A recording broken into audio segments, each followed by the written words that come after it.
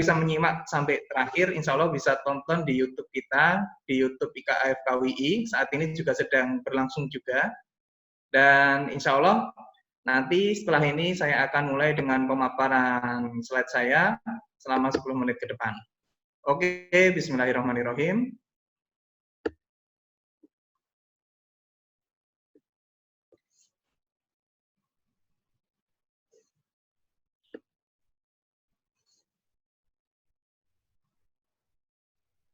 Menyambut Ramadan di masa pandemi COVID-19 oleh saya.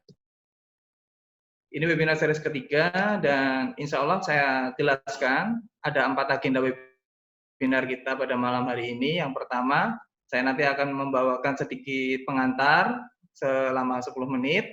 Kemudian sesi kedua, presentator pertama kita Dr. Aji Pramudito, SPOG MKes, nanti akan menyampaikan tips kontrol ke SPOG itu kapan, seperti apa sih di masa pandemi seperti ini, karena mungkin ibu-ibu khawatir ya kalau mau periksa. Kemudian yang ketiga, tips imunisasi anak selama di pandemi ini seperti apa tidak imunisasi sama sekali. Oke, nanti simak di presentasi yang berikutnya di sesi ketiga, yaitu dengan Dr. Dian Artanti. Kemudian yang sesi keempat, kumpulkan Bapak Ibu pertanyaan, nanti kita akan ulas di sesi tanya jawab dan nanti akan kita tutup juga di sesi keempat sekaligus. Sedikit saya ulas, ada banyak edaran terkait pelaksanaan peribadatan ibadah di bulan suci Ramadan saat ini.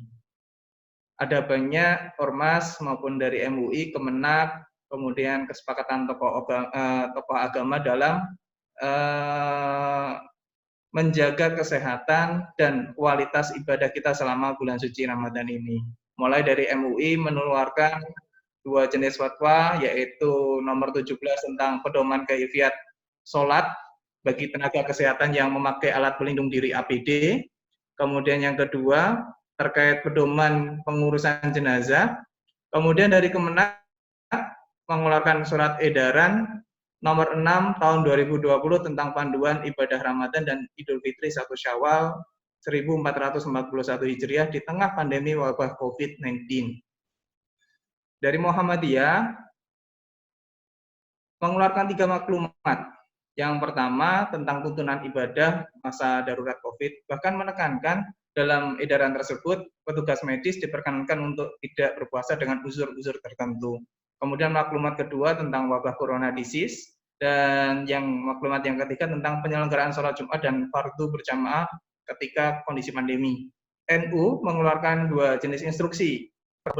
Kemudian yang kedua terkait pelaksanaan peribadatan selama bulan Ramadan dan Hari Raya Idul Fitri. Dan tidak cukup itu saja, mungkin saya cuma ulas sedikit. Banyak juga ormas-ormas besar yang lain juga mengeluarkan maklumat ataupun edaran. Tetapi belum bisa saya tampilkan pada kesempatan malam hari ini. Yang kelima saya cuplikan, yaitu kesepakatan tokoh agama. Kesepakatan tokoh agama ini ada banyak ya, jadi tidak cuma untuk Muslim. Tapi yang saya cuplikan di sini yang terkait dengan Muslim. Jadi yang pertama terkait sholat Jumat diganti oleh sholat zuhur, kemudian sholat maktubah berjamaah juga dianjurkan untuk dilaksanakan di rumah masing-masing, dan berbagai kegiatan yang sifatnya mengumpulkan massa yang cukup banyak, entah itu dari kita umat Muslim ataupun agama yang lain, untuk sementara ditunda atau ditiadakan.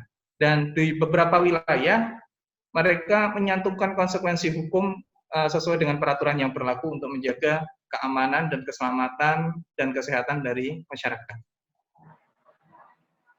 Saya cuplikan sedikit panduan menjalankan ibadah selama bulan Ramadan dan Idul Fitri dari versi Kementerian Agama. Yang pertama, tetap dianjurkan kepada kita semua untuk melaksanakan ibadah di bulan Ramadan sesuai dengan fikih ibadah yang selama ini berjalan. Untuk sahur, buka puasa, itu dianjurkan untuk dilaksanakan individu atau keluarga inti di rumah.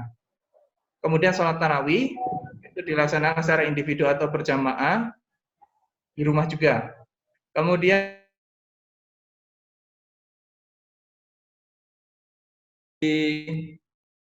dilakukan di rumah masing-masing sesuai dengan perintah Rasulullah. Apalagi banyak sekali anjuran untuk kita memperbanyak tilawatil Quran untuk menyinari rumah kita dengan tilawah Al-Quran. Kemudian yang kelima, buka puasa bersama, entah itu di lembaga pemerintahan, lembaga swasta, masjid maupun mushola, ditiadakan. Yang keenam, peringatan nuzulul Quran dalam bentuk tabligh yang menghadirkan penceramah dari luar mungkin, kemudian masa dalam jumlah yang besar, entah itu sama di lembaga pemerintahan, swasta, masjid maupun mushola ditiadakan. Yang ketujuh, tidak melakukan iktikaf di 10 malam terakhir bulan Ramadan.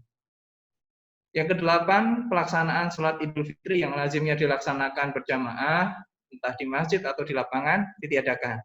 Dan kita tunggu fatwa MUI untuk yang lebih jelasnya. Kemudian untuk yang kesembilan, silaturahim atau halal bihalal, kita biasa lazim ya melaksanakan berkunjung ke rumah keluarga, kita berkunjung ke sanak saudara, entah di dalam kota maupun di luar. Ini bisa tetap kita jaga keberlangsungan silaturahim kita lewat media sosial. Entah itu dari video call maupun video conference. Kemudian yang ke-10, dianjurkan tidak melakukan kegiatan sebagai berikut. Yang pertama, sholat tarawih keliling atau tarling, takbiran keliling. Jadi kalau takbiran bolehlah, kalau tetap di masjid atau musola, menggunakan pengeras suara, tetapi tetap memperhatikan physical distancing dan social distancing. Kemudian yang ketiga, pesantren kilat boleh tetap dilaksanakan, tetapi bisa melewati media elektronik. Nah, pengumpulan ZIS selama pandemi COVID bagaimana? Oke, ada beberapa himbauan Bapak Ibu peserta webinar. Yang pertama, kita dianjurkan untuk segera membayarkan supaya sampainya kepada mustahik itu bisa lebih cepat. Kemudian yang kedua, organisasi pengelola zakat, UPZ dan sebagainya, tolong minimalkan pengumpulan zakat melalui kontak fisik, tatap muka secara langsung, atau membuka gerai di tempat keramaian.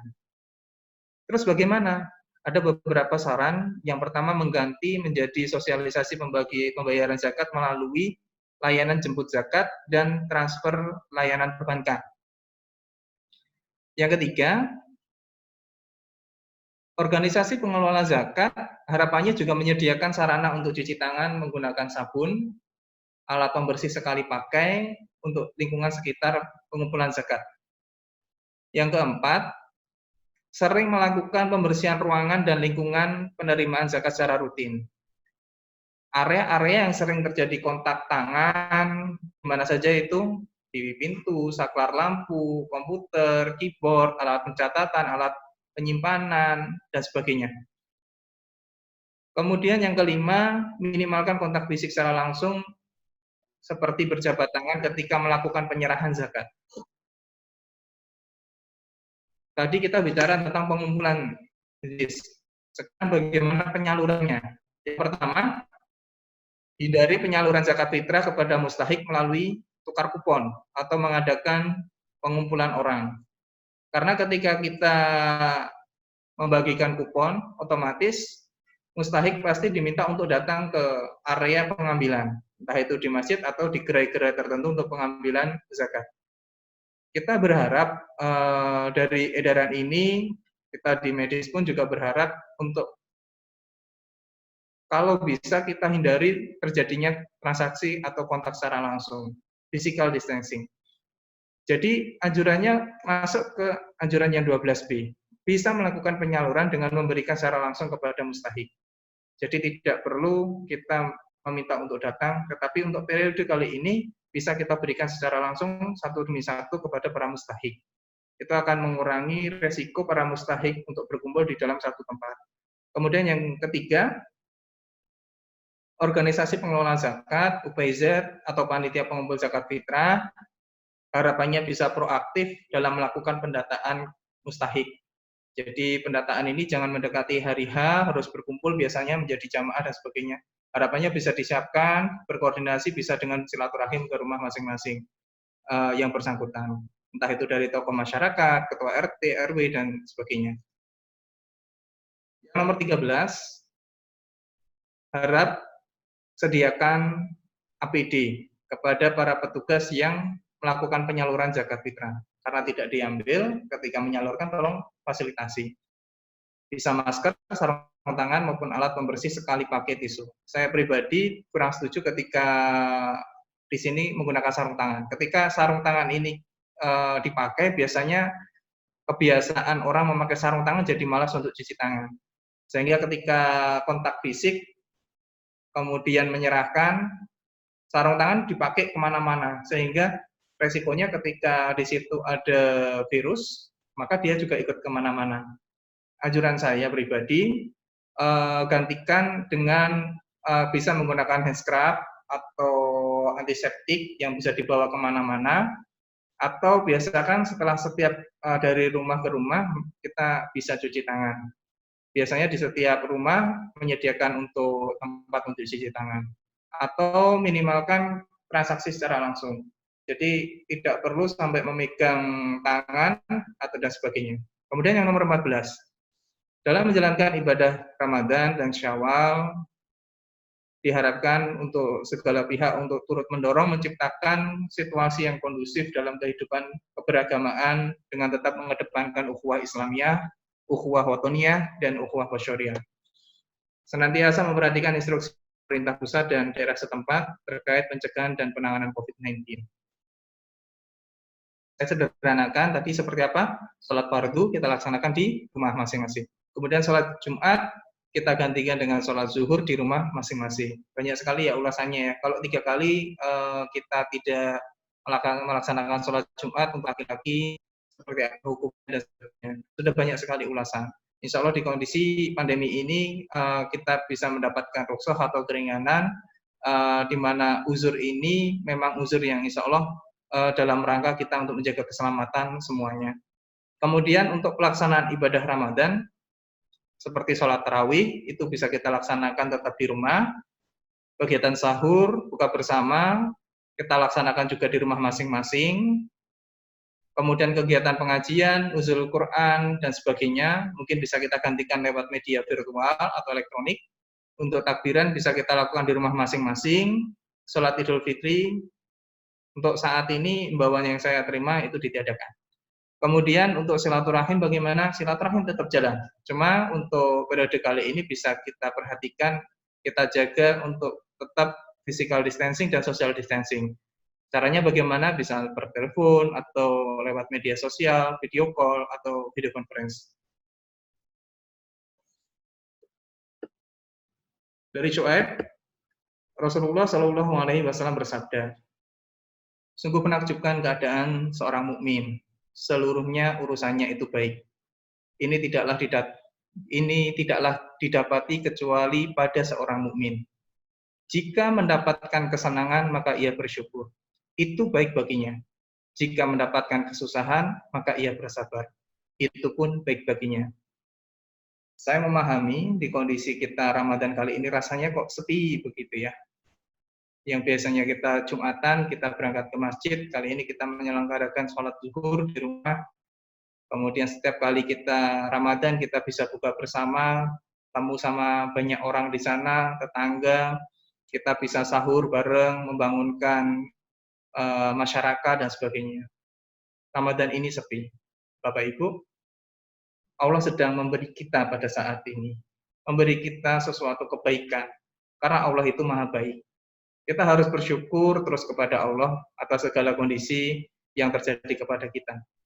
Entah kita saat ini diberikan kesehatan, atau saat ini kita sedang sakit. Allah sedang memberi kita. Allah itu maha baik dan apa yang diberi pasti baik. Bapak Ibu sangat bersyukur sekali ketika kita masih bisa bersyukur, ada rasa syukur di hati kita. Dan apabila kita mendapatkan itu, merasakan itu adalah sebagai suatu kesusahan, maka kita harus bisa bersyukur juga.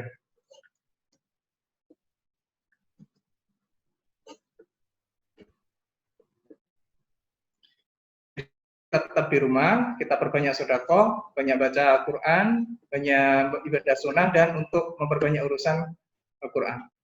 Baiklah, untuk sesi saya kira cukup selesai ya. Untuk presentator pertama kita, yaitu Dr. Aji Pramudito, spesialis Opskin MKes. Ini beliau angkatan 2001 alumni FKUII dan beliau melanjutkan pendidikan spesialisnya di FK UNS. Beliau ini sebagai pembicara tetap, pembicara aktif di YouTube Koji dan Temu Pakar Indonesia. Oke, untuk waktu Dr. Haji sudah siap, Dok? Ya, insya Allah. Oke, kalau begitu silakan Dr. Haji untuk waktu selanjutnya bisa untuk disampaikan materinya. Waktu dan tempat kami persilakan. Monggo, Dokter.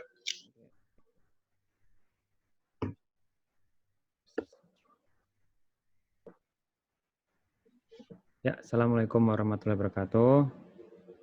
Perkenalkan, saya Dr. Aji, spesialis kebidanan. Domisili saat ini di Kota Tegal, jadi di Jawa Tengah, Kota Tegal.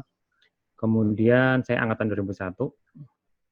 Dan saat ini diminta untuk mengisi tentang tips kontrol ke dokter kandungan saat pandemik virus corona ya, atau COVID-19.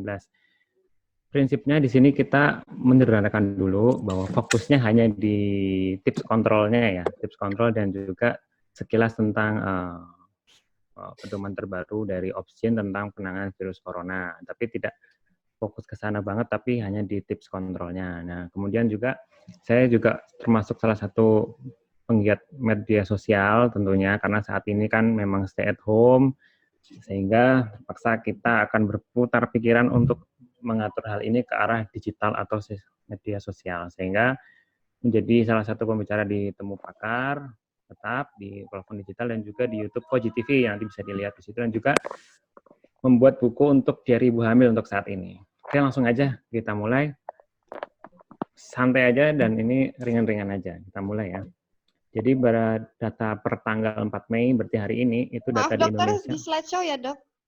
Oh, di slideshow ya? Sorry. Iya, slideshow. Oke, data per tanggal 4 Mei 2020, data di Indonesia itu kan kita tahu bahwa yang positif sudah 1.158,7 dan yang sembuh baru 1.900 dan yang meninggal 864. Itu angkanya cenderung untuk meningkat, walaupun bilangnya mulai melandai, tapi kecenderungannya untuk terus meningkat. Kemudian 2019, COVID ini, bahwa informasi yang terkait dengan COVID-19 ini saat ini masih terbatas. Jadi masih banyak informasi-informasi yang masih beredar itu masih terbatas, tidak sampai ke yang spesifik untuk saat ini ya. Apalagi di dalam bidang kebidanan ya, Opskin. Kemudian juga belum ada vaksin yang tersedia untuk pengobatan COVID-19. Penanganan yang direkomendasikan hanya simptomatik saat ini, bisa pakai antivirus, kemudian bisa untuk meningkatkan imunitas, termasuk kemarin terapi plasma itu juga masih dalam, istilahnya masih direkomendasikannya seperti itu dulu, karena judulnya kan virus ini. Nah, yang saya akan berikan, ini karena kemarin juga ternyata banyak yang dokter, ya kita akan sedikit memberikan masalah tentang update rekomendasi dari PP POGI. Jadi dari Badan Kebidanan itu akan menerbitkan pedoman daripada apa sih yang dilakukan di bagian Opskin kalau pada kasus corona ini, terupdate tanggal 18 April ya, berarti baru kemarin ya. Itu menyikapi dari kondisi pandemi ini, maka dari PGI Pusat memfokuskan diri pada dalam pencegahan dalam penularan rantai penularan COVID-19 pada bayi dan tenaga kesehatan. Itu fokusnya ke sana. Penapisannya itu terhadap setiap ibu hamil harus dilakukan menggunakan sebentar.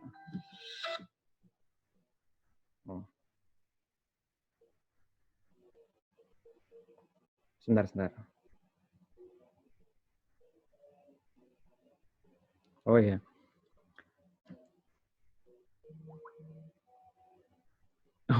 Maaf. Jadi penapisannya itu yang direkomendasikan adalah, bisa digeser sedikit nggak ya? Riwayat berbagai kontak anamnesisnya. Jadi misalnya yang dilakukan oleh rumah sakit ataupun kedokteran di kebidanan itu ada mengkombinasikan berbagai faktor, anamnesisnya dicek, jenis kelamin, riwayat demam, keluhan terkait, penapisan fisik, suhu, kemudian menggunakan ronsen bahkan dan CT scan. Nah, ini adalah penapisan di bidang Opskin. Kalau dia sign of pneumonia dari CT scan, yes, skornya 5. History kontak dengan pasien COVID, yes, 5. Demam ada 3. Usia di atas 44 tahun, 1. Kemudian laki-laki, kalau laki nggak mungkin ya, ini kan opsi masih cewek. Suhunya 37,8, 1. Nah, kalau ini di jumlah lebih dari 10, maka dia highly suspect untuk terjadi pasien COVID, sehingga dia penanganannya berbeda dengan pasien-pasien yang nilainya rendah. Kemudian secara garis besar, itu direkomendasikan adalah sebagai berikut. Kalau trimester 1, pemeriksaan antenatal tidak dianjurkan, kecuali dibutuhkan pemeriksaan ultrasound bila ditemukan keluhan serta kecurigaan terjadinya gangguan ektopik. Berarti ada triasnya kan, nyeri abdomen, perdarahan, dan juga amenore. Nah, itu bisa direkomendasikan untuk datang ke dokter kandungan. Dan kemudian yang kedua adalah kegawatan pada trimester 1. Apa aja? 1, mual-mual hebat, perdarahan banyak, dan nyeri abdomen. Nah, itu boleh datang ke dokter kandungan. Kemudian trimester kedua, nah ini pemeriksaan antenatal dapat dilakukan melalui telekonsultasi klinis atau telemedicine, kecuali jika dijumpai keluhan atau kondisi gawat darurat. Contohnya apa? Mual muntah hebat, perdarahan banyak, gerakan janin yang berkurang, ketuban pecah, nyeri kepala hebat, tekanan darah tinggi, dan kontraksi berulang dan kejang. Nah, di tempat kami di Tegal, terutama di rumah sakit saya bekerja, sudah melakukan telemedicine ini menggunakan berbagai macam cara. Yang pertama ini, kita menggunakan konsultasi online, ya. Ini caranya, ini actionnya, ini flyernya, ini actionnya. Jadi kita melakukan konsultasi online tiap hari dan alhamdulillah ada terus. Dan juga saya dari diri sendiri melakukan konsultasi online juga melalui YouTube Koji TV setiap hari pukul 9 sampai 10 malam, kecuali hari ini karena ada acara ini. Itu di rumah, jadi memberikan konsultasi. Nah, ini adalah salah satu usaha kita di bagian kebidanan untuk menekan progresivitas daripada penularan COVID-19 dengan cara ini, bisa menggunakan telemedicine seperti ini. Kemudian yang kedua, trimester ketiga. Kalau trimester ketiga wajib dilakukan penapisan untuk menentukan posisi bayinya. Jadi kalau 9 bulan ya harus di USG. Takutnya nanti kalau nggak diperiksa atau nggak di USG, jebule sungsang. Nah kan beda lagi. Sehingga kalau trimester 3 sebaiknya harus dilakukan pemeriksaan. Nah, kondisi gawat darurat janin secara umum adalah mual muntah hebat, perdarahan banyak, gerakan yang berkurang, nyeri kepala hebat, tekanan darah tinggi, dan kontraksi berkurang dan kejang. Itulah secara umum kondisi gawat darurat versi OBGYN kalau harus datang ke dokter kandungan. Nah, kemudian dari PBPOGI juga mengeluarkan, nah ini kalau kurang dari 11 minggu tidak perlu melakukan antenatal care. Ultrasonografi kalaupun harus mendeteksi kehamilan intrauterin atau ekstrauterin. Kalau intrauterin berarti kan bagus, ekstrauterin berarti KET. 11 sampai 13 minggu bila diperlukan penentuan usia kehamilan, oke, nggak ada masalah, bisa. 20 jadi antara 20 sampai 36 itu bila diperlukan aja. Karena fokusnya kita hanya menentukan penentuan usia kehamilan anatomi janin. Jadi selama ini tidak ada keluhan, maka disarankan tidak perlu untuk dilakukan pemeriksaan. Tetapi begitu 37 minggu dan menjelang persalinan, ya harus dilakukan pemeriksaan untuk menentukan posisi. Nah, semua persalinan saat pandemi corona harus dilakukan di fase kelihatan yang dengan tujuan yaitu menurunkan resiko penularan. Untuk menurunkan resiko penularan, itu mengingat bahwa 13,7% wanita hamil tanpa gejala bisa menunjukkan hasil pemeriksaan PCR COVID-19 yang positif. Makanya pada saat persalinan, semua penolong persalinan, baik kita ataupun nanti yang garda terdepan di VK Ponek atau dokter IGD Ponek, tiba-tiba itu harus masuk ke level 2. APD-nya level 2. Seperti apa? Nah, level 2 seperti ini. Seperti ini ya, pakai level 2 itu seperti ini, penutup kepala dan sebagainya, masker, ini masker, kemudian pakai ini glove dan pakai celemek lah biasanya itu. Itu level 2. Nah, kalau dia pertolongan persalinannya itu di kamar operasi dan apalagi dengan pasien PDP atau COVID-19, maka harus menggunakan APD level 3 seperti ini. Ini saya seperti ini, sumuk ini, goggle, masker N95, handscoon, udah pasti, coverall jumpsuit, dan boots. Mirip loh, podo wae. Nah ini saya, realnya seperti ini gambar karikaturnya. Tapi aslinya panas sekali ini. Jadi memang di momen-momen ini di tenaga kesehatan memang tidak begitu harus ikhlas kayak gini. Nah, penomor salinan bila tidak terdapat fasilitas kamar pembedahan atau COVID yang memenuhi, maka seksosialisasi dapat dilakukan dengan melakukan modifikasi kamar, yaitu seperti mematikan AC atau modifikasi lainnya, atau menggunakan tekanan negatif.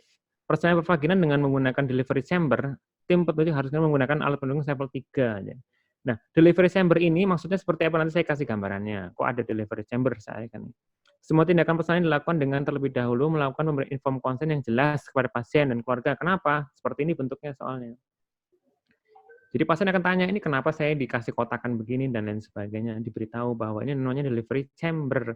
Di rumah sakit saya sudah ada delivery chamber dengan tekanan juga negatif, sehingga ketika dia mau dicurigai ODP atau PDP atau fosfat level 3 APD-nya dan juga menggunakan delivery chamber seperti ini. Jadi kalau masih ada yang belum seperti itu, tolong dikonfirmasi untuk bisa seperti ini. Next. Pasca persalinan, nah nanti lebih ke dokter Tanti ya, dokter anak nanti akan dilihat bahwa 22 Maret kemarin, kita kemarin diskusi, jika terkonfirm untuk COVID-19, maka tidak IMD. Dan bayi akan diswab di hari pertama dan hari ke-14. Beberapa catatan penting bahwa ibu tidak diperkenankan melakukan inisiasi dini, tidak dirawat gabung, dan AKDR atau KB tetap dilakukan. Nah ini adalah sekilas tentang jurnal-jurnal yang sempat dapat saya ambil. Intinya dari jurnal-jurnal ini bahwa bayi yang terlahir dari ibu yang menderita COVID-19 meningkatkan kadar antibodi dan memiliki tes sitokin yang abnormal setelah 2 jam dilahirkan. Bayi berpotensi terpapar setelah 2-3 hari dilahirkan. Namun harus dilakukan uji lanjut. Ya memang karena penelitiannya masih terbatas, jadi kita masih tahap seperti ini. Kemudian ada penelitian lagi yang saya cari. Dari studi ini terdapat 4 wanita hamil yang terinfeksi COVID-19. Jadi ternyata ada wanita hamil COVID-19 itu ada 3 diantaranya mengalami, nah kalau ada demam, batuk, sakit kepala dari 4 tuh kayak gini tuh gejalanya, berarti kan nggak khas sekali kan. Untuk mencegah transmisi intrauterin, perinatal, postnatal, maka 3 diantara menjadi operasi sesar. Jadi memang sarannya kalau COVID-19 sesar biasanya. Setelah diteliti lebih lanjut, keempat bayi dilahirkan tidak terpapar COVID-19. Nah, ini data ini yang bilang bahwa saat ini belum ada penelitian yang menyatakan ada transmisi langsung dari ibu yang COVID-19 ke bayi. Kok ada, misalnya ada gimana? Karena masih mungkin boleh pas SC lahir kena, nah itu bisa. Atau pas melahirkan itu kena, ya bisa. Sehingga masih belum jelas apakah memang bisa vertikal dari ibu ke bayi langsung, belum tahu. Intinya masih dalam tahap penelitian lebih lanjut. Nah ini rangkuman untuk kita sebagai dokter, kalau ada yang ikut dokter ini, trimester 1 untuk menyingkirkan gangguan ektopik, periksa anatomi awal, periksa. Trimester 2 hanya untuk mengecek anatomi lanjutan, kesejahteraan janin, dan tidak diperlukan kortikosteroid. Partes tadi sudah tahu ya, pakai APD level 2 atau level 3, kemudian juga menggunakan delivery chamber. Kemudian postpartum tidak IMD, ibu menyusui, kalau memang harus menyusui banget ya pakai face shield khusus bayi. Nah, tanya dokter Tanti itu anak. Kemudian pakai AKDR setelah melahirkan. Nah, sekarang poinnya nih, pencegahan dan tips kontrol ke dokter kandungan. Nah, yang umum dulu. Yang pertama adalah universal precaution dengan selalu cuci tangan, memakai sabun selama 20 menit dan hand sanitizer. Memakai alat pelindungan diri, masker, menjaga kondisi tubuh, rajin olahraga, dan istirahat yang cukup, ya. Dan makan gizi dan seimbang. Ini secara umum begini, pokoknya kemanapun harus pakai masker, kalaupun harus keluar ataupun ke rumah sakit. Kemudian tutup mulut jika bersin atau batuk dengan tisu, kalau nggak bisa ya pakai cara kayak gini berarti. Sering meninggalkan update-update informasi tentang berbagai media, contoh nih ya, karena buatnya yang adanya saya punya ya ini, misalnya saya buat ini di YouTube Coach TV tentang ibu hamil berpuasa pada masa virus corona. Itu kan berdasarkan dari riset dan sebagainya. Contoh sering melihat update-updatean seperti itu. Karena memang informasinya setiap hari berkembang terus. Kemudian bersihkan, lakukan disinfektan secara rutin, permukaan dan benda yang sering disentuh. Apapun itu, bersihkan terus. Menunda pemeriksaan ke tenaga kesehatan apabila tanda-tanda bahaya tidak ada. menghindari kontak dengan hewan seperti kelelawar, tikus, musang, dan hewan pembawa COVID-19, dan tidak pergi ke pasar hewan. Hindari pergi ke negara yang terjangkit COVID-19. Bila sangat mendesak untuk pergi, diharapkan konsultasi dulu ke dokter spesialis obstetri. Ada pasien saya juga yang seperti ini kemarin ke Semarang, itu harus mendapatkan surat dan lain sebagainya. Karena kan sama-sama zona merah Tegal ya, zona merah Semarang juga sama. Nah, sekarang anjurannya apa? Spesifiknya, tipsnya ini yang materinya saja nih. Untuk pemeriksaan pertama kali, buat janji dulu dengan dokter agar tidak menunggu lama. Selama perjalanan ke fase kesehatan, tetap melakukan pencegahan penularan COVID-19 secara umum tadi. Nah, kenapa kok harus menggunakan janji? Karena rata-rata rumah sakit saat ini itu menggunakan menggunakan perjanjian atau daftar dulu. Bisa menggunakan online seperti saya gini, atau menggunakan seperti ini. Itu. Kemudian yang kedua, karena kebanyakan stay at home, perbanyak membaca-baca buku. Buku KIA atau buku yang saya buat. Promosi sedikit nggak apa-apa kan ya, tapi memang ini isinya saya ambil dari berbagai sumber seperti ini dan sebagainya. Jadi setiap bulan ada dibaca betul-betul sambil dihayati. Jadi ketika dia paham kapan dia harus ke dokter atau kapan harus berkonsultasi secara online, dia akan tahu. Nah, itu fungsinya kalau kita membaca buku sumber yang betul ya, betul dan juga berdasar, bukan dari media sosial ya. Kemudian ibu hamil harus memeriksakan kondisi dirinya dan gerakan janinnya. Dalam buku ini juga ada gerakan janin. Saya membuat tabel gerakan janin. Kalau gerakannya kurang, nanti di dalam tabel ini kurang, maka dia harus ke dokter kandungan langsung. Biasanya buku-buku jarang menyantumkan jumlah gerakan janin ini. Ini kita buat untuk memastikan bahwa dia di rumah, tapi kondisi bayinya tetap terkontrol. Nah, itu contohnya. Kemudian selanjutnya adalah memahami aturan yang berlaku tiap-tiap rumah sakit, menghubungi dahulu kontrolnya tadi, jam buka polinya jam berapa. Karena rumah sakit saat ini juga banyak yang sudah membatasi jamnya. Yang boleh menemani siapa? Karena rumah sakit saya, keluarga atau suami tidak boleh menemani. Kemudian harus pakai masker. Kalau nggak pakai masker, harus beli masker. Kalau nggak lolos screening, harus online. Kalau ternyata merasa bahwa saya bakal nggak lolos screening, ya jangan konsultasi online dulu sebaiknya. Contohnya misalnya, suami baru pulang dari daerah endemis 2 hari yang lalu, terus mau kontrol kandungan nemenin, itu pasti jelas disuruh untuk ditunda terlebih dahulu atau isolasi mandiri. Kemudian jika terdapat risiko bahaya tercantum dalam buku KIA, segera ke dokter kandungan. Jika tidak terdapat tanda-tanda bahaya, pemeriksaan kehamilan dapat ditunda. Ibu hamil diharapkan senantiasa menjaga kesehatan dengan mengkonsumsi makanan bergizi. Nah, ini ada di YouTube, Koji TV juga ada, pola makan ibu hamil, silahkan dilihat, biar nggak kelamaan. Tetap memperhatikan aktivitas fisik secara fisik, contohnya apa? Senam hamil, yoga kalau mau, aerobik yang ringan, peregangan secara mandiri di rumah, tapi ya bukan di tempat kesehatan dulu, karena ya di rumah lebih baik saat ini. Jika terdapat risiko bahaya tercantum dalam buku KIA atau buku diri hamil, maka diperiksakan diri ke tenaga kesehatan. Nah, itulah presentasi dari saya. Semoga ini bermanfaat. Mohon maaf kalau ada kesalahan. Silahkan nanti kalau ada pertanyaan. Sekian dari saya. Wassalamualaikum warahmatullahi wabarakatuh. Waalaikumsalam warahmatullahi wabarakatuh. Terima kasih banyak Dr. Aji atas presentasinya yang luar biasa. Sama-sama. Oke, Bapak Ibu peserta webinar, kami persilakan untuk mulai menuliskan pertanyaannya di chat group. Tuliskan nama Bapak Ibu, kemudian ditujukan kepada siapa pertanyaannya, kemudian tuliskan pertanyaannya. Nanti setelah ini kita akan mulai ulas untuk pertanyaan-pertanyaan setelah presentasi yang presentator kedua. Baiklah, saya akan bacakan untuk CV dari presentator yang kedua. Oke, presentator kedua kita yaitu Dr. Dian Artanti. Beliau alumni FKUI angkatan 2002 dan melanjutkan pendidikan spesialis anaknya di FKUI. Oke, beliau saat ini bekerja di RSUD Provinsi Tarakan, Kalimantan Utara. Beliau ini pribadi yang sederhana, rendah hati, dan punya keinginan untuk memperbaiki kualitas diri, baik secara personal maupun secara tim. Oke, pasti sudah tidak sabar ya untuk melihat pemaparan dari beliau. Oke, untuk sesi berikutnya Dokter Ika, Dokter Dian sudah siap, Dokter Dian? Ya, sebentar ya. Ya. Silakan Dokter Dian untuk di-share slide-nya.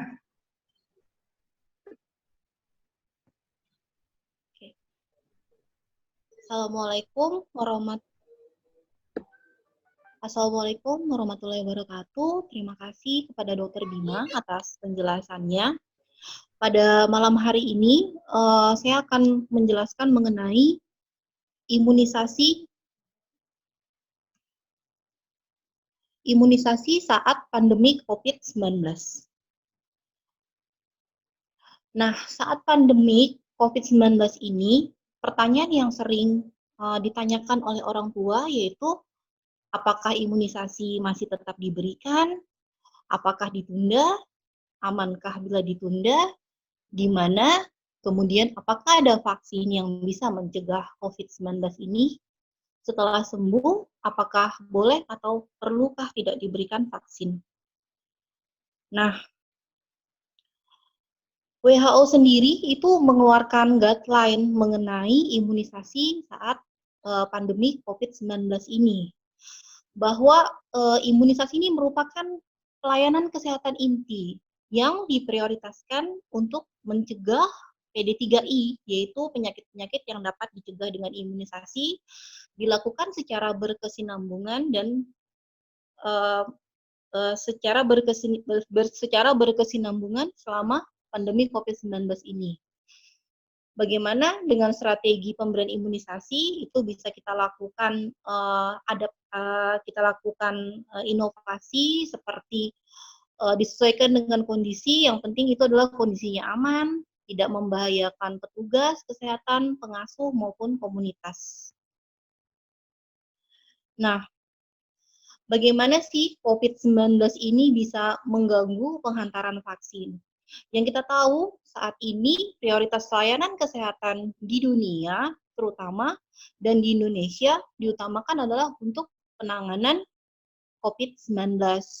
Kemudian adanya social atau physical distancing, kemudian adanya hal tersebut sehingga mengganggu transportasi vaksin serta pengadaan.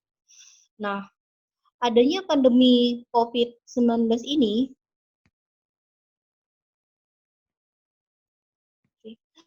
pandemi COVID-19 ini sendiri, walaupun dalam periode yang singkat, nah ini sendiri akan meningkatkan kerentanan orang-orang yang atau individu yang terinfeksi maupun peningkatan kasus-kasus penyakit PD3I atau yang bisa dicegah dengan imunisasi. Kemudian kita ingat pada tahun 2014 dan 2015 pada epidemik Ebola saat itu, di mana terjadi peningkatan jumlah kematian yang disebabkan oleh campak, malaria, HIV, dan TB, di mana kematian tersebut justru melebihi kematian dari Ebola tersebut. Nah, sehingga di sini kita pentingnya adalah mempertahankan layanan kesehatan penting, terutama imunisasi.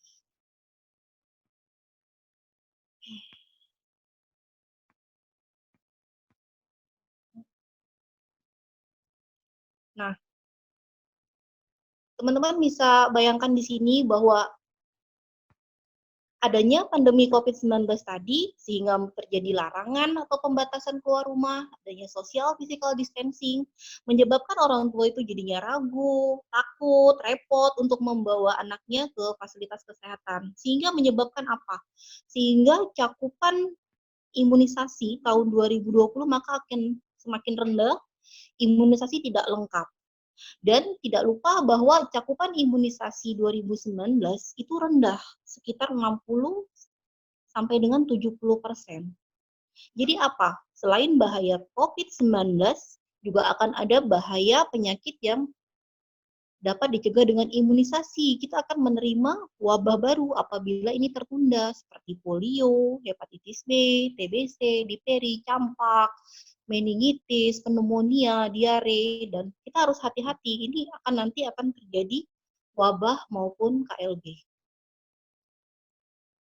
Nah, pemerintah sendiri, Kementerian Kemenkes mengeluarkan bahwa imunisasi harus diupayakan lengkap dan sesuai jadwal, mengikuti kebijakan pemerintah daerah, sesuai pola transmisi, sesuai dengan epidemiologi P3DI, kemudian sesuaikan dengan sistem pelayanan kesehatan. Nah, bila dilaksanakan di posyandu, puskesmas maupun pelayanan kesehatan harus menjalankan prinsip social distancing. Bila social distancing sulit dilakukan, maka kegiatan pelayanan itu dapat ditunda, dicatat, eh, sesegera mungkin memberikan imunisasi yang selanjutnya, kegiatan pencatatan dan pelaporan seperti biasa, kegiatan surveillance PD3I selama masa pandemi harus dioptimalkan. Nah, Ikatan Dokter Anak Indonesia sendiri menimbang bahwa cakupan imunisasi imunisasi DPT 3 dan MR tahun 2019 itu masih belum mencapai 90%. Maka imunisasi dasar itu sangat penting, terutama diberikan pada bayi dan anak sampai dengan usia 18 bulan. Dan saat ini belum ada vaksin untuk mencegah COVID-19. Rekomendasi IDAI, imunisasi dasar tetap dilakukan. Imunisasi dasar tetap dilakukan dengan prinsip physical distancing. Wilayah transmisi lokal, imunisasi bisa ditunda 1 bulan dan segera catch up vaksinasi. Nah, bagaimana pelayanan? Pelayanan pada prinsipnya adalah aman untuk petugas, bayi, dan komunitas. Kita pisahkan pelayanan anak sakit. Misalnya, untuk saya sendiri di praktek, maka saya akan memisahkan pelayanan anak sakit. Misalnya dari jam 17 sampai jam 19 itu pelayanan vaksinasi, kemudian 19.30 sampai 20.30 maka itu adalah pelayanan anak sakit. Maka kita informasikan kepada orang tua atau pengantar, biasanya harus wajib menggunakan masker. Nah, di sini kita juga pentingnya triase, kita harus men-screening demam, anamnesis demam, adakah demam, batuk, nyeri tenggorokan. Nah, di sini kita sering berhadapan pasien itu sering menyembunyikan, jadi kita harus menganamnesis itu satu-satu. Jadi, apakah ada demam, batuk, nyeri tenggorokan, mulai kapan, diulang lagi, seperti itu.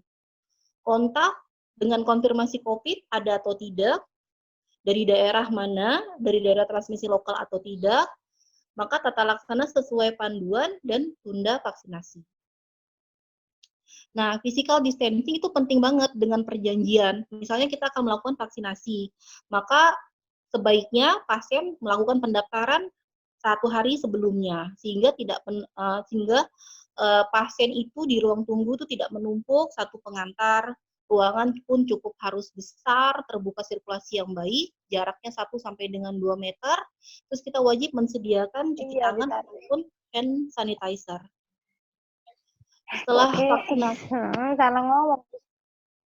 Setelah vaksinasi, sebaiknya tunggu 30 menit. Kemudian kita bisa sambil mengedukasi manfaat vaksin, tidak meningkatkan resiko COVID dan kemungkinan KIPI dan tata laksana, promosikan tentang pencegahan COVID, baik cuci tangan, physical distancing, gunakan masker bila keluar, etika batuk, nutrisi, aktivitas fisik dan stimulasi, edukasi, tanda dan gejala COVID. Nah, bagaimana dengan petugas kesehatan yang memberikan imunisasi? Diupayakan tidak dalam keadaan sakit. Direkomendasikan pemberian imunisasi influenza. Kemudian petugas yang sudah menangani COVID-19 sebaiknya tidak melakukan pelayanan imunisasi. Usia lebih dari 65 tahun ataupun mempunyai komorbiditas sebaiknya tidak melakukan praktek. APD yang sesuai tadi sudah dijelaskan oleh Dr. Aji ya, APD-nya, kemudian cuci tangan 6 langkah, ruangan dan ventilasi yang baik, serta ada alat desinfeksi, tidak ada recapping dan pengelolaan limbah yang baik. Prinsipnya adalah vaksinasi sesuai jadwal, terutama untuk anak imunisasi kurang dari 18 bulan, mengurangi jumlah kunjungan. Itu bisa kita berikan vaksin kombinasi atau bisa berikan vaksin secara bersamaan. Cuman harus diingat bahwa pemberian vaksin yang bersamaan juga akan meningkatkan resiko efek samping dan terlalu membebani sistem kekebalan. Jadi harus kita ingat dan lebih baik disesuaikan dengan jadwal vaksinasi yang dianjurkan. Nah, sangat direkomendasikan vaksin-vaksin itu yang mencegah pneumonia seperti pertusis, HIB, campak, pneumonia, dan influenza. Kemudian, apakah ada vaksin untuk apakah vaksin pneumonia itu sendiri dapat mencegah virus corona baru ini? Ya, jawabannya tidak. Namun vaksin pneumonia seperti vaksin pneumococcus dan HIB, Haemophilus influenza B ini, dia tidak memberikan perlindungan terhadap virus corona yang baru. Nah, virus ini sendiri, virus corona ini yang 2019 ini dia berbeda sehingga membutuhkan vaksin yang sendiri. Para peneliti saat ini sedang mengembangkan vaksin ya, dan WHO sendiri tuh sangat mendukung terhadap penelitian tersebut.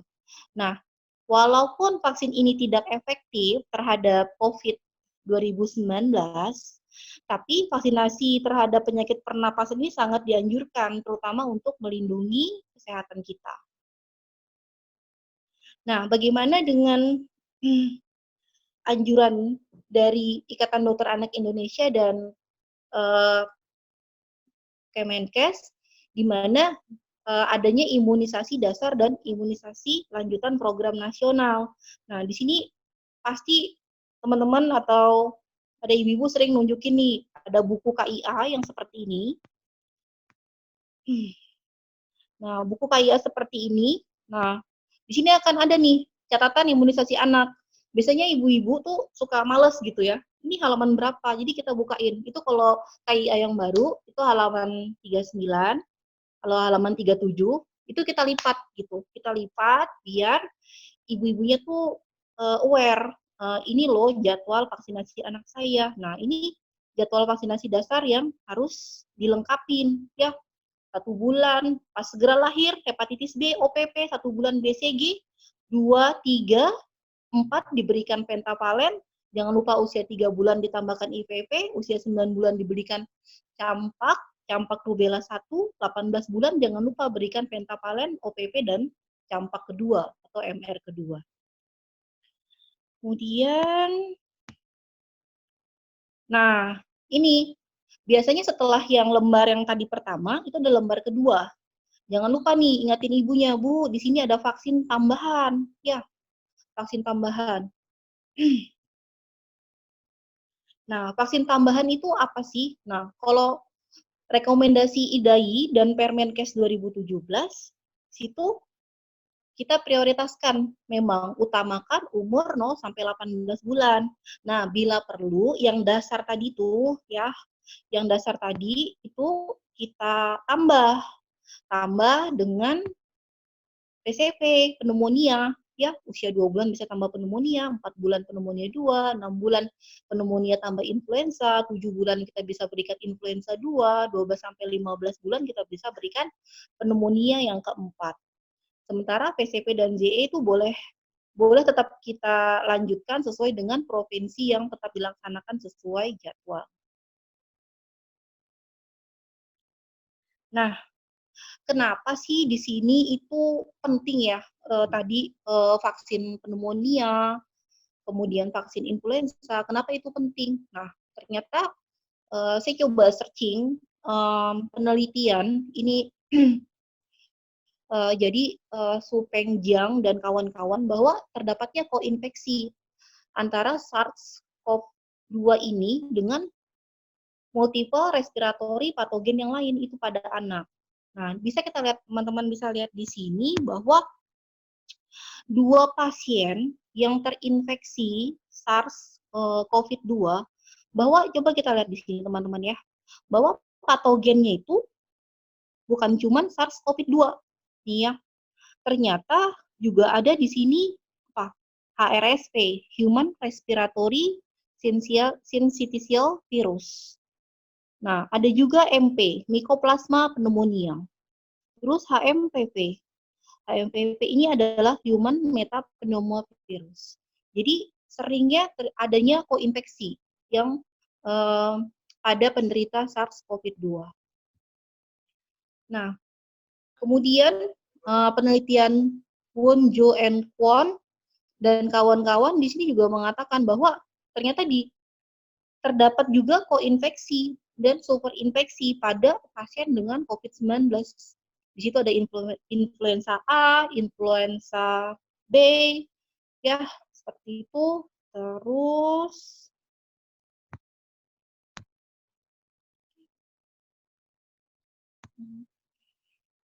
nah, sini bisa dilihat juga ya bahwa penyebab ternyata koinfeksi itu sendiri juga bisa jadi bersamaan gitu. Jadi bisa ada bakteri, virus, bahkan jamur ya.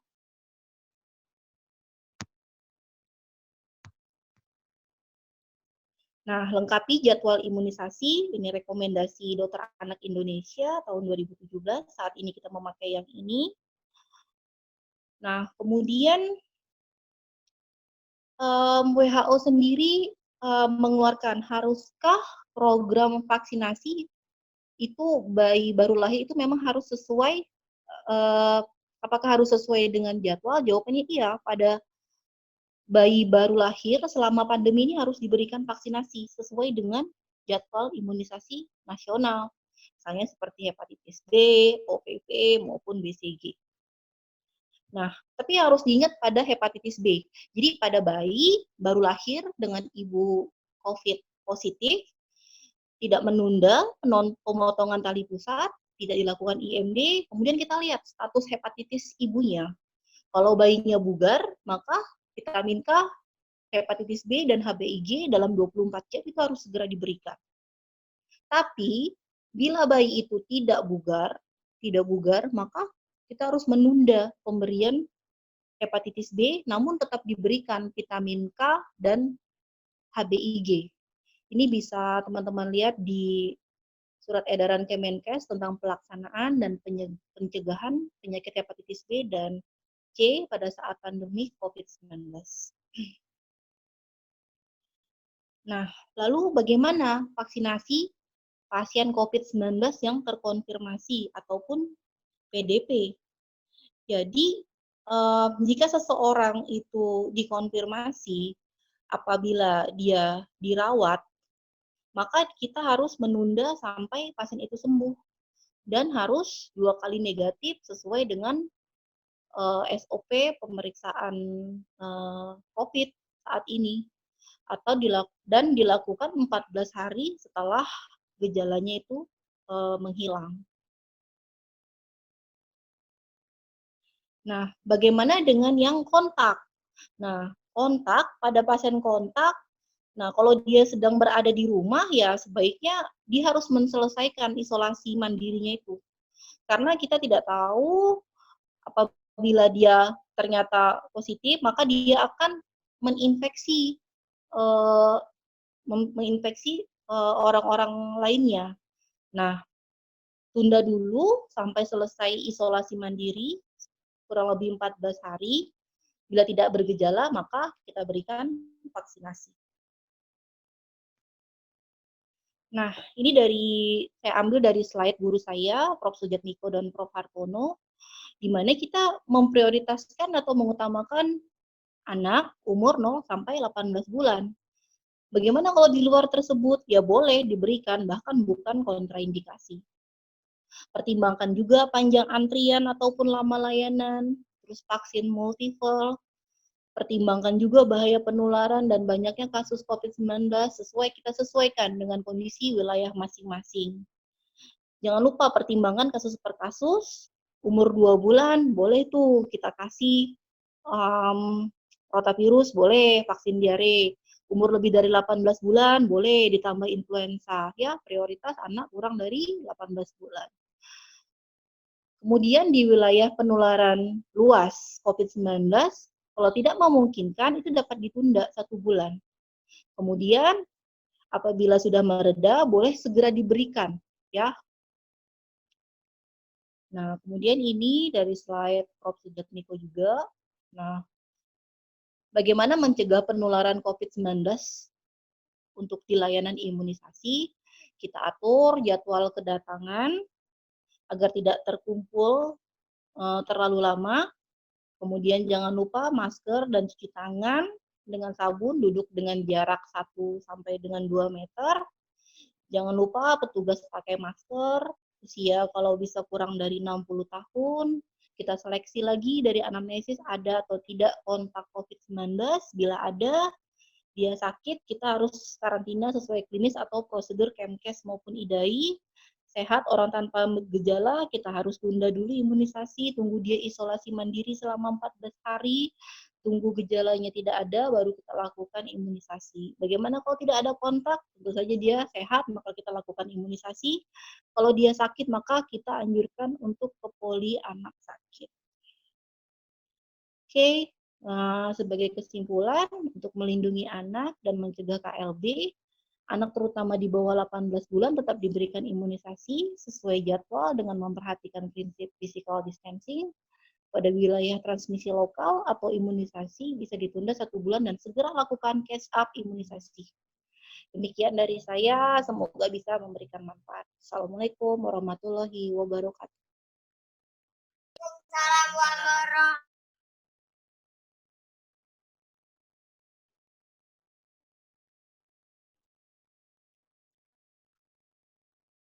Alhamdulillah, terima kasih banyak Dr. Dian atas presentasinya.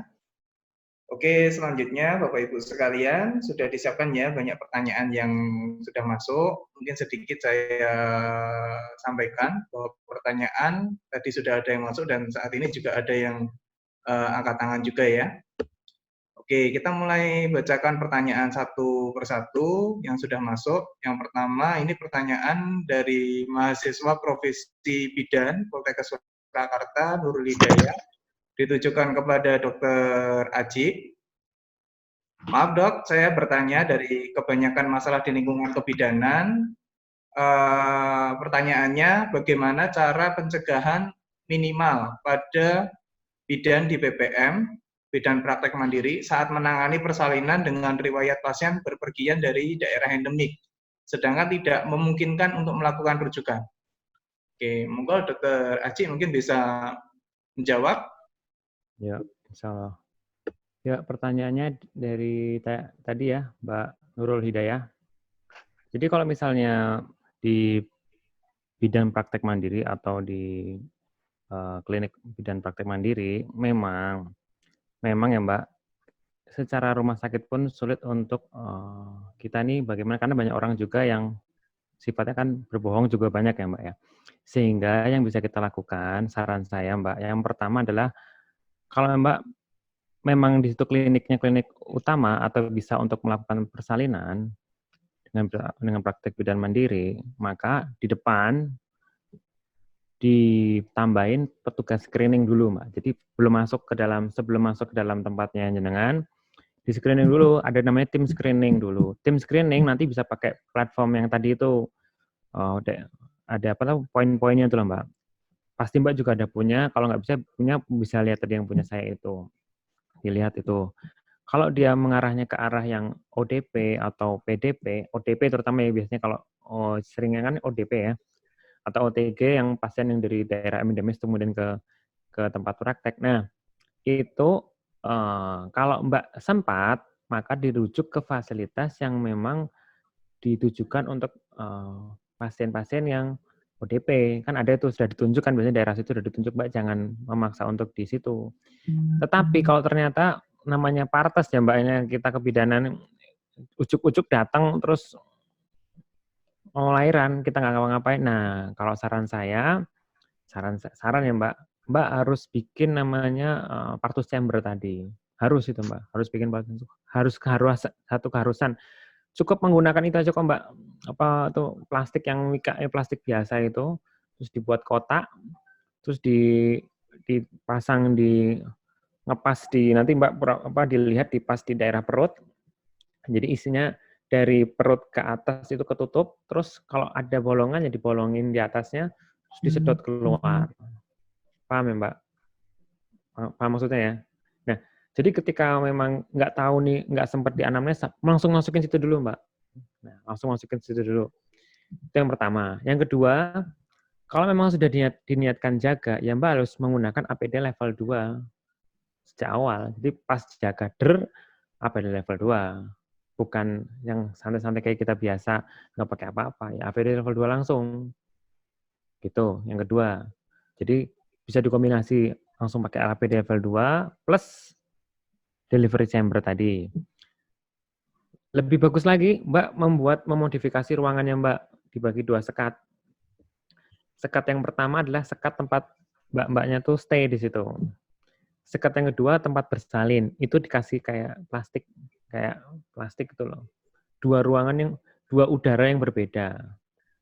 Ketika dia ujuk-ujuk pasien masuk, langsung masuk ke ruang bersalin, posisi Mbak yang masih di ruangan berbeda, tapi kelihatan ya pakai plastik aja, sudah siap menggunakan APD. Apapun pasiennya, APD level 2. Jadi untuk saat ini kita pun partes pun pakai level 2. Partes apapun level 2. Jadi saran saya saat pandemik ini harus kita menggunakan APD.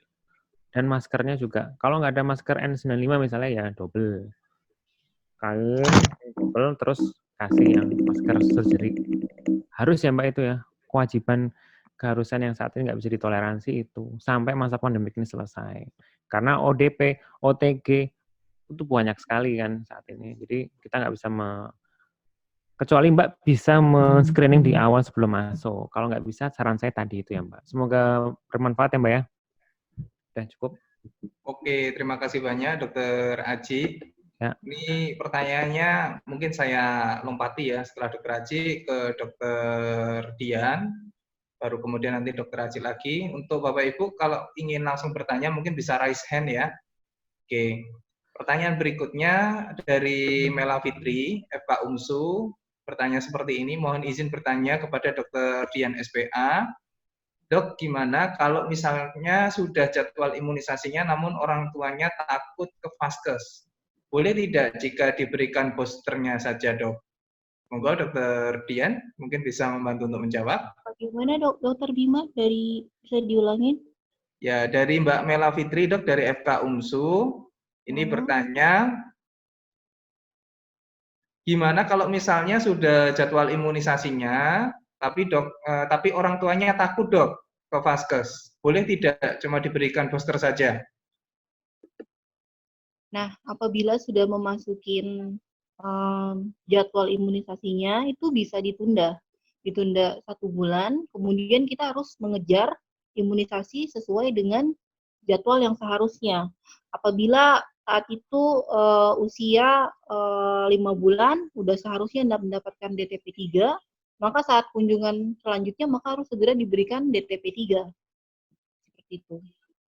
Oke. Ini sepertinya masih belum ada yang raise hand ya. Oke. Mungkin pertanyaan berikutnya ke Dokter Aji. Assalamualaikum, saya Dokter Tami dari Rumah Sakit Karya Asih Palembang. Ini bertanya ke Dokter Aji, SPOK. Bagaimana tingkat keamanan pasien ronsen toraks untuk janin? Thanks, wassalam. Monggo Dokter Aji. Oke, untuk Dokter Tami ya. Jadi memang dari POGI disarankan untuk kalau mau ronsen ya di atas 12 minggu. 12 minggu artinya selesai di 12 minggu maka organogenesis sudah selesai. Jadi kalaupun mau ronsen kepepet banget di atas 12 minggu menggunakan APD itu boleh. Tetapi kalau memang sudah curiga banget ke arah PDP atau ke arah COVID-19 dan ingin betul-betul memastikan atau untuk ini COVID atau enggak, memang yang terbaru ya terpaksa kita lakukan ronsen menggunakan APD untuk ronsen itu. Tetapi kalau bisa ditunda sebisa mungkin setelah 12 minggu. Ya, itu ya jawabannya. Semoga menjawab pertanyaannya ya. Oke, sip. Ya. Ini sepertinya pertanyaannya numpuk di Dokter Dian ya. Dokter Dian mungkin siap-siap ya, Dok ya. Oke, pertanyaan berikutnya dari Dr. Ahmad, alumni UII 2009. Saya lihat foto bayi baru lahir pakai face shield. Apakah selalu seperti itu ya, Dok? Ya. Halo Rahmat, adik tingkatnya ya, 2009. Untuk bayi baru lahir sebenarnya tidak rutin dipakaikan face shield. Jadi belum ada penelitian yang mengharuskan bayi memakai face shield. Namun untuk mengurangi resiko penularan terutama dari ibu dengan PDP maupun confirm, ya sebaiknya bayinya kita berikan face shield. Namun apabila dia dalam keadaan bugar, bayi itu bisa dirawat pulang dengan keluarga di rumah. Tapi apabila dia sakit, maka kita akan rawat dia di ruangan khusus. Seperti itu. Oke, terima kasih Dokter Dian. Lanjut ya Dokter Dian. Ini dari Ya. Dokter Ronika, FK Unimus. Ini ada 3 pertanyaan Dok kepada Dokter Dian. Banyak ya. Ini belum yang lain Dok, ini masih ada Dokter Vladimir, ada Dokter Andi Eka Putra, dan Dokter Robi Dok. Kemudian untuk dari Dokter Ronika dari FK Unimus ini ada 3 pertanyaan. Kalau anak sudah usia 13 bulan, belum imunisasi yang pneumonia dan kawan-kawan itu, gimana ya jadwal imunisasinya dan batas maksimal itu sampai usia berapa yang waktu imunisasi pertama meskipun terlambat? Terima kasih. Pertanyaan yang kedua. Mungkin satu-satu ya Dokter Bima ya. Satu, oke siap Dok. Oke. Pertanyaan yang pertama, bayi 13 bulan belum dilakukan pneumonia, apakah bisa dilakukan vaksinasi pneumonia? Tentu jawabannya bisa. Bisa dilakukan pneumonia bahwa di atas usia 1 tahun, rekomendasi IDAI itu menganjurkan pemberian vaksinasi pneumonia itu bisa diberikan 2 kali untuk memberikan perlindungan di atas 90%. Jadi vaksin pneumonia bisa asalkan anak tersebut dalam keadaan sehat seperti itu. Dan anak sampai usia 2-5 tahun masih bisa diberikan vaksinasi pneumonia. Kenapa? Jawabannya itu tadi. Karena angka komorbiditas pada komorbiditas kematian karena pneumonia itu besar pada anak di bawah 5 tahun, sehingga dianjurkan pemberian vaksinasi pneumonia. Seperti itu Dokter Bima. Oke, lanjut pertanyaan kedua dari Dokter Ronika juga Dok. Bayi baru lahir dari ibu COVID-19, jika dites rapid atau swab dulu enggak? Atau ada alurnya? Jadi bayi baru lahir itu dari ibu yang positif COVID, apakah langsung dites Dok ke rapid? Alurnya mungkin kalau sudah ada seperti apa? Dan bayi baru lahir yang baru aja, apakah nanti diimunisasi juga setelah bayi baru lahir tersebut? Mungkin pertanyaannya kedua seperti itu Dok. Jadi bayi lahir dari ibunya COVID positif ya, confirm ya? Confirm. Bayi sehat itu berarti bayi sehat lahir dari ibu yang terkonfirmasi COVID-19 itu maka masuk kriteria kontak erat resiko tinggi. Maka apabila ibunya confirm COVID-19, maka bayinya harus dilakukan swab pada hari pertama dan hari ke-14 untuk pemeriksaan SARS-CoV-2 ya. Terus kemudian ASI-nya diberikan dalam ASI perah, bayi dirawat terpisah dari ibu sampai si ibu tersebut dinyatakan sembuh oleh dokter ya. Bayi juga dimonitor ketat dan kalau perlu di follow up sampai pasien tersebut pulang. Namun bila bayi juga menunjukkan gejala, maka dirawat sebagai PDP di ruang isolasi dengan tekanan negatif. Oke. Ini karena saya sudah dikabari sama panitia, jam 21.25 sudah ada kesimpulan. Mungkin saya ratakan pertanyaan ya, jadi mungkin tidak saya lanjutkan ke pertanyaan Dokter Ronika. Nanti kalau sempat nanti mungkin bisa saya lanjutkan. Ini masih ke Dokter Dian, Dokter Dian Dok. Jadi dari Andi Eka Putra dari FK Untar bertanya, bayi yang orang tuanya positif, apakah bayi dalam status OTG tetap diberikan imunisasi kah? Jika resiko tinggi seperti bayi orang tuanya positif, harusnya bayi dilakukan swab. Jika swab positif, apakah menjadi kontraindikasi imunisasi walaupun tidak ada gejala? Apakah ASI eksklusif harus dihentikan jika ibu positif COVID-19? Mungkin tadi pertanyaan sudah beberapa dijawab ya dok ya, tapi untuk yang status Ya. OTG dan sebagainya. Nah, itu tadi bagaimana tadi sudah dijelaskan juga di slide ya bahwa bagaimana bayi lahir dari ibu yang positif COVID. Maka tergantung lagi kita lihat status hepatitis ibunya. Kalau dia positif, bayinya bugar, tetap kita berikan vitamin K, hepatitis B, serta HBIG. Namun kalau bayinya tidak bugar, kita tunda pemberian hepatitis B-nya, tetap kita berikan HBIG. Nah, kemudian bila bayi menunjukkan gejala, tentunya kita harus menunda vaksinasinya. Oke. Sampai 14 hari dan gejala tersebut hilang. Oke dok, terima kasih dokter Dian. Untuk pertanyaan lagi dokter Dian dari Vladimir dari Surabaya. Di slide disebutkan vaksin-vaksin yang mencegah pneumonia seperti contoh MR. Jika usia anak belum waktunya mendapatkan MR, apakah tetap diberikan? Lalu penambahan PCV apakah wajib ditambahkan di masa pandemik? Terima kasih. Vaksin yang mana ditambahin? MR, pneumonia? Tadi untuk vaksin-vaksin yang mencegah pneumonia kan tadi disebutkan MR dok ini. Ya. Bila usia anak belum waktunya mendapatkan MR, apakah tetap diberikan? Lalu penambahan PCV, apakah wajib ditambahkan di masa pandemik, dok? Ya. Untuk vaksinasi MR sebaiknya diberikan saat usia memasuki 9 bulan. Karena saat itu adalah titer antibodi, perlindungan dari ibu sudah saatnya mulai menurun. Sebaiknya sesuai dengan anjuran Kemenkes maupun IDAI bahwa diberikan memasuki usia 9 bulan untuk vaksinasi MR. Kemudian untuk vaksinasi pneumonia tentu saja saat kondisi pandemi bisa diberikan. Memang dia tidak bisa mencegah COVID-19, namun dia bisa mengurangi komorbid atau koinfeksi karena pneumonia ataupun infeksi bakteri yang lain yang bisa terjadi bersamaan dengan COVID-19. Oke, terima kasih dokter.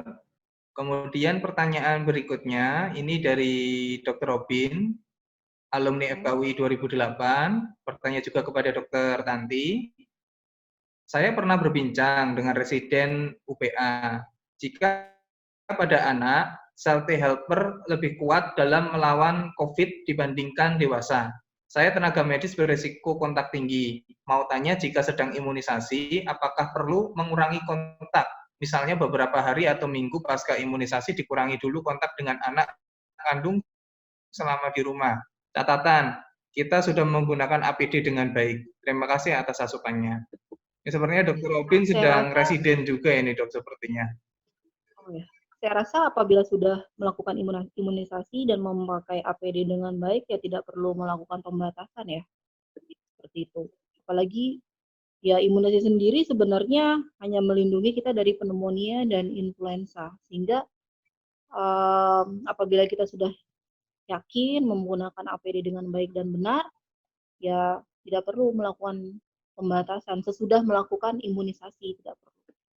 Oke, terima kasih Dokter Dian. Masih lanjut lagi ya dok ya, semangat ya. Oke, pertanyaan berikutnya ini dari Nurul, profesi bidan lagi. Saya ingin bertanya kepada Dokter Dian, bagaimana apabila anak usia 4 bulan terlambat imunisasi BCG? Apakah dilakukan imunisasi sesuai umur atau melakukan imunisasi BCG? Terima kasih dok. Nah ini gimana ya? Iya, pada anak usia 4 bulan, maka tetap ada resiko sudah mulai terpapar adanya kuman. Maka sebaiknya dilakukan tetap sesuai prosedur, kita lakukan tuberkulin test ataupun mantuk. Apabila negatif, maka vaksinasi bisa dilakukan. Oke, mungkin pertanyaan terakhir dari Dr. Ronika tadi dok yang di awal. Dalam pandemik ini maksimal menunda imunisasi jarak interval berapa lama nggih dok? Misal 1 bulan atau ditunda? waktu mau imunisasi. Ternyata vaksinnya habis dari pusat. Itu gimana ya, Dok? Terima kasih. Nah, menunda dianjurkan waktunya adalah selama 4 minggu. Apabila vaksinnya datang, maka kita harus segera memberikan vaksinasi tersebut. Nah, jarak antar vaksin dan satu lainnya itu namanya catch up imunisasi. Nah, dengan catch up imunisasi itu tadi kita bisa menyesuaikan dengan usia anak. Dengan vaksin yang berbeda, interval yang dianjurkan adalah 2-4 minggu. Sehingga kita memberikan kesempatan sel memori di tubuh kita untuk memberikan perlindungan terhadap penyakit-penyakit tersebut. Oke, terima kasih Dokter Dian. Masih lanjut Dok, ini pertanyaan terakhir Dok. Assalamualaikum Dok, saya perawat dari Puskesmas. Untuk setiap ibu yang mau melahirkan dan dari wilayah red zone, harus diperiksa rapid dulu untuk menjaga keamanan tim medis juga. Nah, mungkin bertanya ya Dok ya, mungkin untuk setiap ibu yang mau melahirkan, apakah perlu dirapid? Ini mungkin ke Dokter Aji ya? Ini sepertinya ke Dokter Aji ya. Oh iya, ini sepertinya ibu kandungan ya. Lihat loh Dokter Koji dicuekin. Iya. maaf. Dokter Aji masih online Dok? Halo Dokter Aji? Masih oke. Alhamdulillah Dok. Ini pertanyaannya Dok. Ini saya tadi belum dicantumkan tertuju kepada siapa. Ini pertanyaan ke Dokter Aji Dok.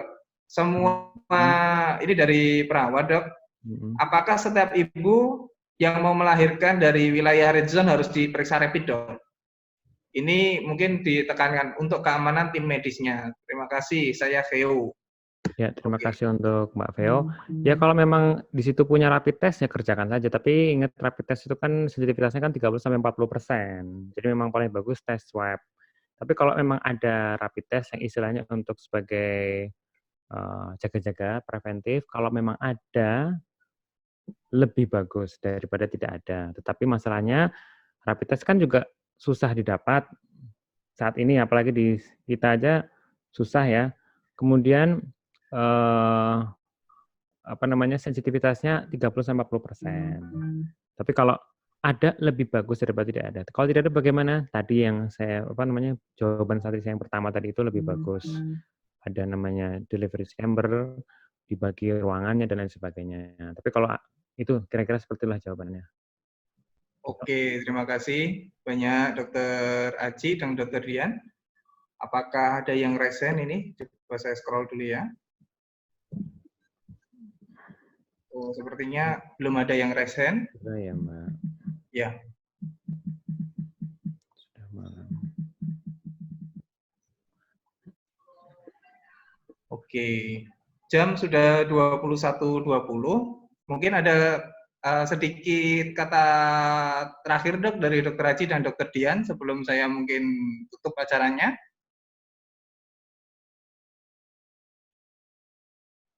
Kata-kata Mungkin apa Dokter ya? Aji dulu, monggo ya. Kata-kata apa tuh? Mungkin kata-kata untuk memberikan semangat dan sebagainya untuk pengantar terakhir acara kita pada malam hari ini mungkin Dok. Ya, kalau dari saya untuk tenaga kesehatan kalau memang lagi masa pandemi ini ya mau nggak mau kita harus mempersiapkan diri kita sendiri. Jangan terlalu bergantung sama orang dan juga perbanyak mengonsumsi vitamin-vitamin kayak vitamin C, makan yang betul, tidur cukup. Nah, seperti itulah. Dan kalau memang tempat fasilitasnya belum memiliki untuk APD yang mumpuni, ayo disupport untuk meminta support terus, baik dari tempatnya ataupun dari orang lain untuk bisa mendapatkan APD-APD yang tadi saya sebutkan. Karena bagaimanapun juga kesehatan kita sendiri sebenarnya, apalagi dengan musim seperti ini, masih simpang siur, masih ada yang sembuh bisa kambuh lagi, ada yang pencegahan lebih penting daripada pengobatan. Saran saya seperti itu, apalagi untuk teman-teman yang di kebidanan, yang di partes-partesan, pokoknya semua emergensi, nah itu tolong ruangannya disetting betul untuk yang tadi saya sebutkan, saran saya. Karena apa? Kita benar-benar bekerja di sikapnya emergensi, tidak ada yang elektif, jarang. Karena elektif kan kita tunda terlebih dahulu, sehingga ayo kita semua melindungi diri kita sendiri. Mungkin gitu saja, semoga sehat selalu. Terima kasih. Oke. Sip, terima kasih banyak Dokter Aji. Mungkin Dokter Dian, monggo. Untuk saya, imunisasi anak pada saat pandemi COVID-19 ini tetap dilakukan. Setiap individu itu berbeda, orang tua memiliki keuangan dan ekonomi yang masing-masing, maka imunisasi wajib ataupun dasar itu wajib sekali diberikan. BCG, hepatitis B, DTP 1, 2, dan 3, campak wajib diberikan sampai dengan anak usia 0 sampai 18 bulan. Kemudian apabila memiliki rezeki berlebih, mungkin bisa ditambahkan pneumonia dan influenza karena mengingat bahaya resiko koinfeksi.